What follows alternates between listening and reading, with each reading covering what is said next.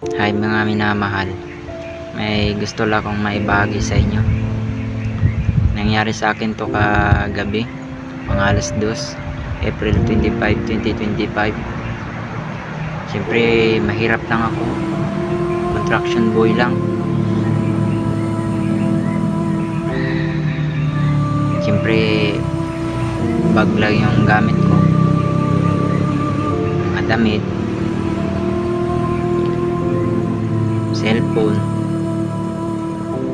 charger, basta yung mga ano lang, yung mga gamit lang sa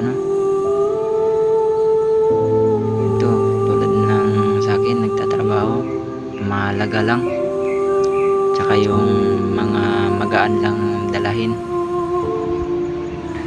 Ninakawan ako nung mga alas 2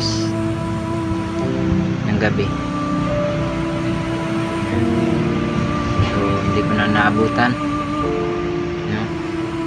Siyempre mahirap na ako, mahirap na nga tayo pa yung pagnakawan,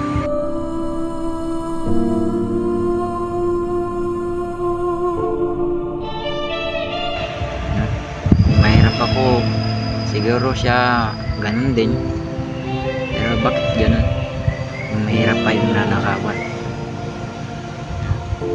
Kung nagsabi lang sana siya na nagugutom siya, may bigas naman dyan, saingan ko, may ulam din.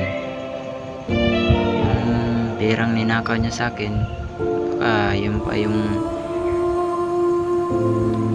ibili ko ng ulam niya. Kung nagugutom siya, kung humihingi lang naman siya ng makakain, nakawin niya, yun yung ipapakain niya sa pamilya niya. Siyempre naman, pangit naman yun, di ba?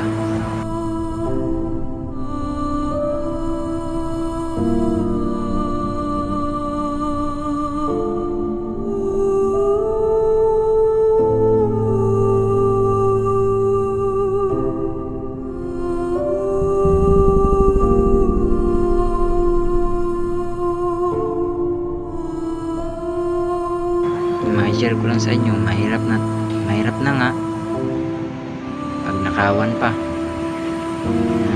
Pero hindi ko naman sinasabi na doon sila sa mayayaman. Siyempre kaya nga kaya ang dami naman nagpapatrabaho, bakit kailangan mo pa magnakaw? Pwede ka naman magpasok sa mga may nagpapapasok na mga trabaho, di ba? Kasi kung di ka magtrabaho, ganyan talaga yung gagawin mo, no? So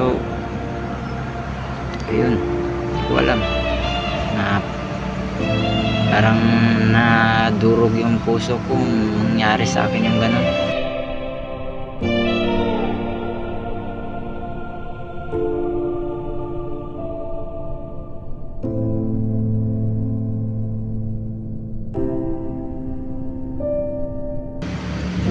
Yung cellphone na binibidyo ko ngayon, muntik din kagabing kunin.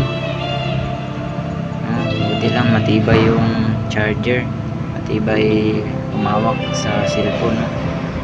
Sana all dapat ganun din kayo sa mga jowa nyo, hawakan nyo para hindi bumitaw, diba? So ayun na, may bagi ko sa inyo. Sana bago na sila. Kung ganyan pa rin sila kasama, ewan ko kung kukunin sila ni Lord o si yung Diablo ang kukuha sa kanila, bahala na sila, no? Ayun, maraming salamat.